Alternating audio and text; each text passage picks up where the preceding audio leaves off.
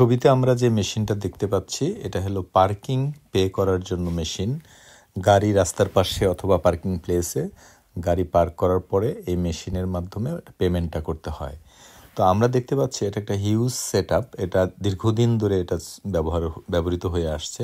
এখানে কার্ড দিয়ে পেমেন্টের ব্যবস্থা আছে, এমনকি কার্ডের ওয়াইফাই দিয়েও পেমেন্ট করার ব্যবস্থা আছে, চিপ কার্ড দিয়ে ব্যবহার করে পেমেন্ট করার ব্যবস্থা আছে। অথচ এবং এমনকি সোলার প্যানেল দিয়ে এটার পাওয়ার যে নিয়ে তারপরে সেটা ব্যবহার করবে সেই ব্যবস্থাও আছে, কারেন্ট চলে গেলে যাতে সোলারের মাধ্যমে এটা চলে। এবং এখানে ইন্টারনেট কানেকশন আছে, তারপর মোবাইল কানেকশন আছে, তারপর এবং অনেক একটা হিউজ শক্ত একটা ইনফ্রাস্ট্রাকচার। এখানে একটা সেট আপের মধ্যে মেশিন এবং মেশিন বক্সটা কিন্তু অনেক এক্সপেন্সিভ।